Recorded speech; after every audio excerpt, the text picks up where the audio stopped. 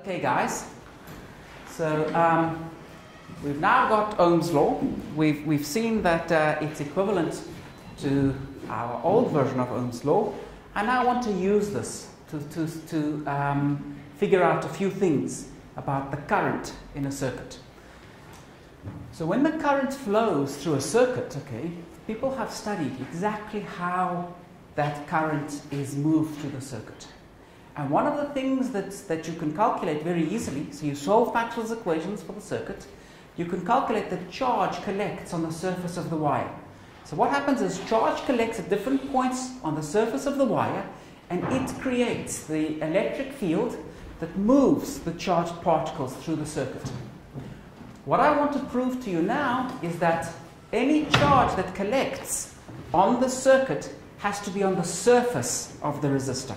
Okay? So any material that obeys this law is called an ohmic conductor. So this is called an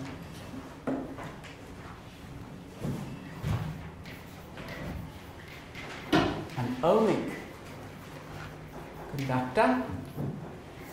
And I want to, or maybe even semiconductor, I want to show you that for a material that satisfies this equation, the charge will always collect on the surface of the material.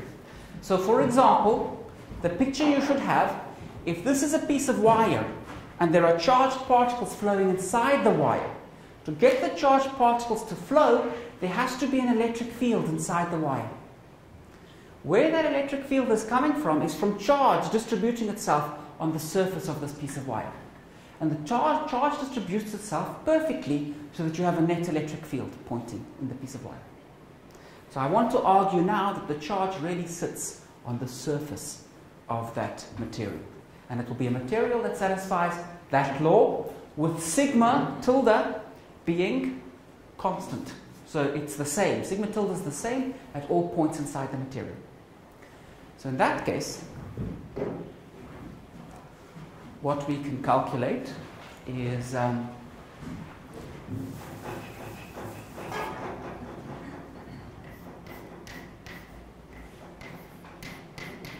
divergence of the electric field.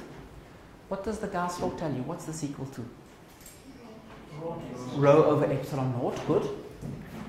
So we're calculating something about the charge density. And inside the material, from this equation here, we know that E is nothing but J over sigma tilde. Now sigma tilde is a constant, so we can pull it past nabla, and we'll end up getting the divergence of the current density over sigma tilde. But what did we say the divergence of the current density is for a steady current? 0. So this is naught for a steady current. So once you have a steady current flowing inside your circuit, and the circuit is made of an ohmic conductor, the charge density is 0. So everywhere inside that material the charge density is 0. The charge collects on the surface of your piece of wire in your circuit. Okay? And people calculate things like how fast does it take to build up, all kinds of things like that. How much charge builds up, where does it collect? So there's been lots of studies of the microscopic understanding of electric circuits. Good. Now I want to come back to our circuit on the top board.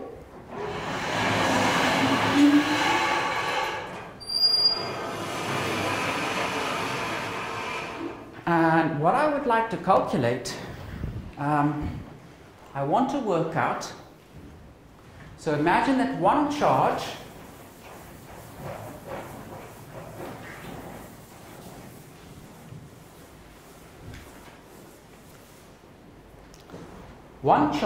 leaves the battery, travels around the circuit, and it comes back into the battery. I want to work out what is the work done per unit charge in moving around the circuit. Okay? And we're going to use this result a little bit later. So, let's work out the work done per unit charge in moving around the circuit. Good.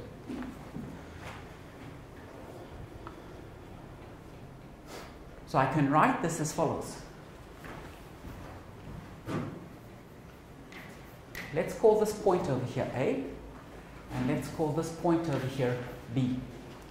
I want to calculate the integral from A to B of f dot dx. So that will give me the work done. But I want to say the work done per unit charge. So I will take this quantity and divide by Q. What is F divided by Q? Electric field.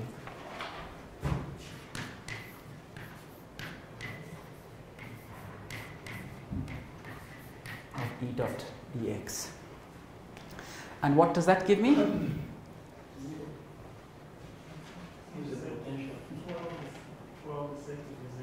Good. So if I go around the whole circuit, it's 0. Am I going around the whole circuit?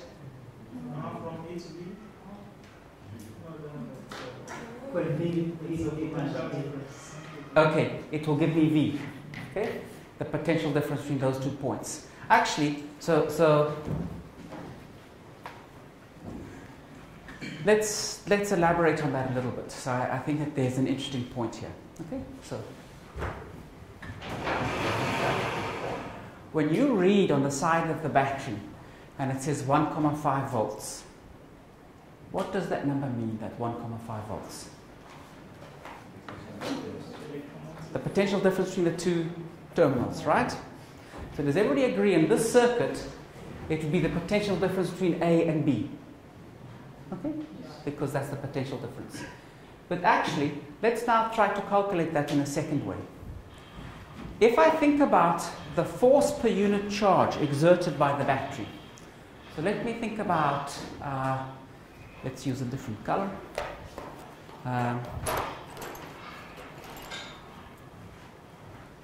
Let's think about force per unit charge exerted by the battery. We will call this F. Okay?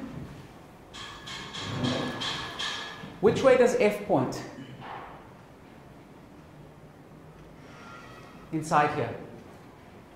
Which way does F point? The same direction as dr, or the same direction as E?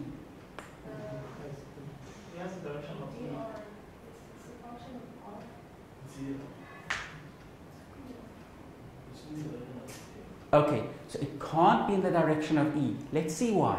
Okay, so what do our charges do?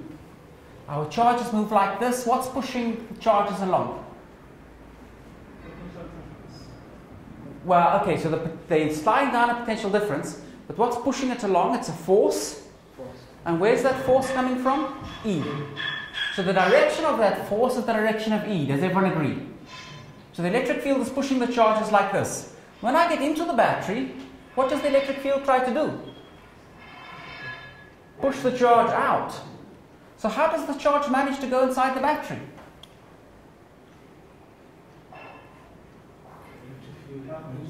Okay, now let's think about our mechanical battery again. So we need to think about that case very carefully.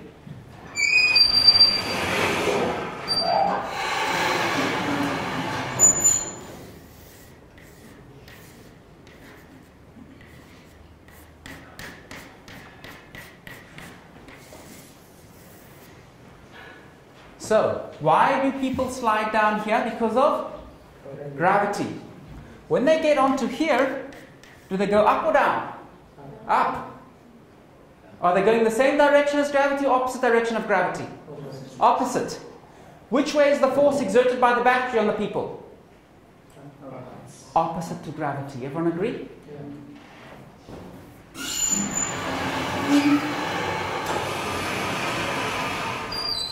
Inside this battery, the chemical reactions that occur inside the battery push in that direction, opposite to the direction of the electric field inside the battery. In exactly the same way that in our mechanical battery, the battery pushes us opposite to gravity, in the chemical battery, the chemical reactions push us opposite to the direction of the electric field. Okay? Opposite. Now, what I would like to know is, we really have calculated correctly this potential difference. But actually, if I have a battery, and I've got that 1,5 volts outside the battery, what do I expect that 1,5 volts should be telling me about? About the battery itself, right? So I should expect maybe to express that V in terms of F. So let's see if I can do that. Okay? Can I or not? Well, let's calculate along the whole circuit. Let's calculate F dot dx. So that's the force exerted by the battery on the charged particles. What's the force exerted by the battery on the charged particles outside the battery? Outside the battery, what force does the battery exert? No force. So where is F non-zero? Only from B to A. So this integral is the integral of F dot dx from B to A. Now, that force that acts doesn't cause the particles to accelerate, it just moves the particles from the one side of the battery to lower potential energy to the other side of the battery to higher potential energy. Just like your mechanical battery lifts you up, but it doesn't accelerate you. So you step onto the mechanical battery and you get taken up at some speed, and then you step off again. So the battery is not increasing your kinetic energy, the battery is increasing your electrical potential energy. So if you get moved along without being accelerated, what do we know about E and F inside the battery?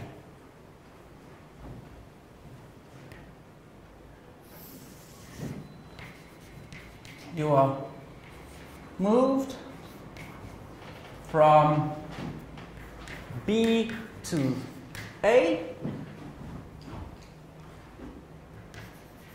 without accelerating. So what's the net force acting on you? 0. So F plus E is equal to 0. So F is equal to minus E. Okay? So this is equal to minus the integral from B to A of E dot dx. What's the integral along the whole circuit equal to of E dot dx? 0. The integral along the whole circuit is 0. So what is this equal to? This is the integral outside the circuit of E dot dx, because the integral along the whole circuit is 0. So that V that we calculated, the potential difference between A and B is equal to the work done per unit charge that the battery does on the charged particles. So when you look at that 1,5 volts on the side of the battery, it's telling you the work that the battery will do on the charged particles when it moves from the negative terminal of the battery to the positive terminal of the battery. That's what that number is telling you. Okay? Are there any questions on that? I thought I would mention it given the question. Okay, good. Now, the result that I wanted to get is the following.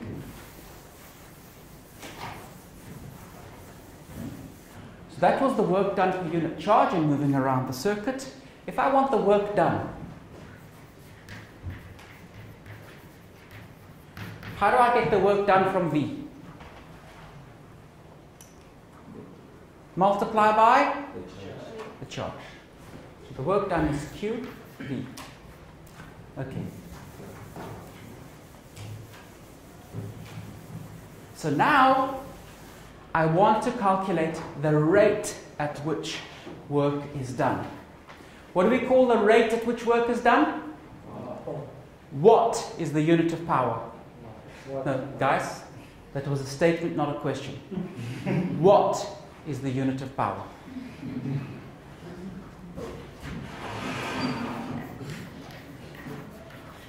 So the power is d by dt of QV. Now the battery is at some fixed potential. So this becomes V dq dt. What's dq dt? I. So this is IV. Emil, tell me Ohm's law again. What's V equal to? I squared R. This is called, does anyone know? Joule's heating law. Good. So this is the Joule heating law. If you stood on a piece of wire and there was a current flowing, would you know there's a current flowing? Why? Because the wire will heat up. It'll get hot, right? That wire will get hot, you'll burn your feet. What is the heat that you'll feel? I squared R tells you about that heat. Okay? Good. We're going to use that in a later lecture, that the wire gets hot. Okay, good. This work done per unit charge in moving around the circuit. Can anyone tell me what that is called?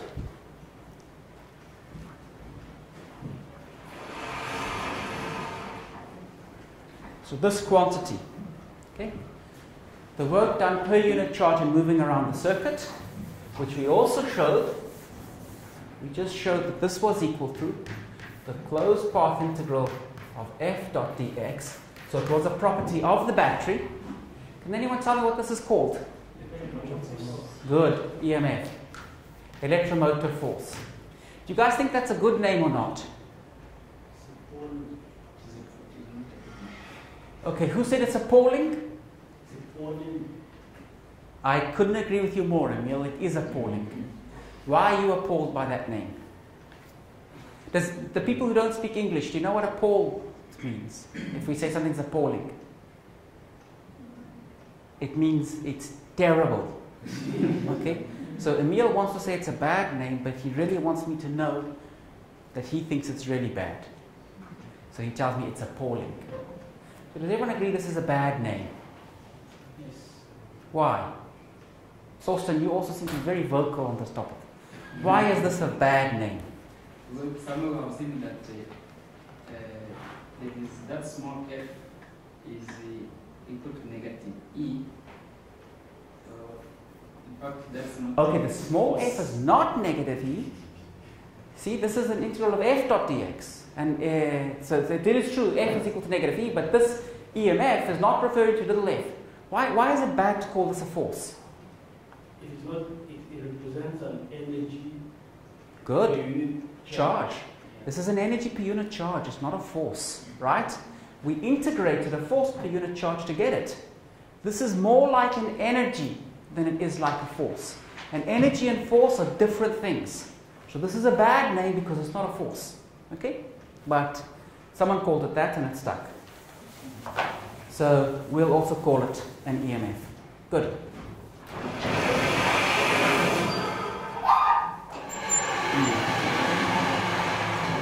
Now, in the case that we've just discussed of a battery, the EMF is there because of the chemical reactions happening inside of the battery. There's some chemistry happening, and because of that chemistry, the particles inside a battery feel a force. And they move from a lower potential energy to a higher potential energy.